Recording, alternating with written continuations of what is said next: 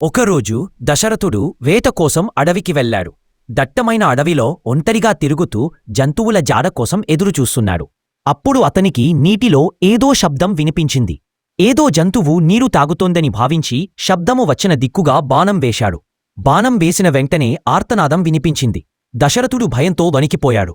వెంటనే ఆ శబ్దం వచ్చిన వైపు పరుగుతీశాడు. అక్కడ ఒక మునికుమారుడు రక్తపు మడుగులో పడి ఉండడం చూసి రాజనిర్ఘాంతపోయాడు.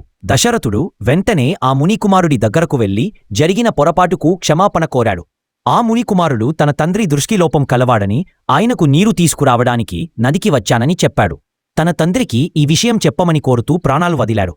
దశరథుడు విచారంగా మునికుమారుడి తండ్రి దగ్గరకు వెళ్లాడు. జరిగిన విషయాన్ని ఆయనకు వివరిస్తూ తనను క్షమించమని వేడుకున్నాడు. ఆ ముని కోపంతో తన కుమారుడి మరణానికి కారణమైన దశరథుడిని పుత్రశోకంతో నువ్వు కూడా మరణిస్తావు అని శపించాడు.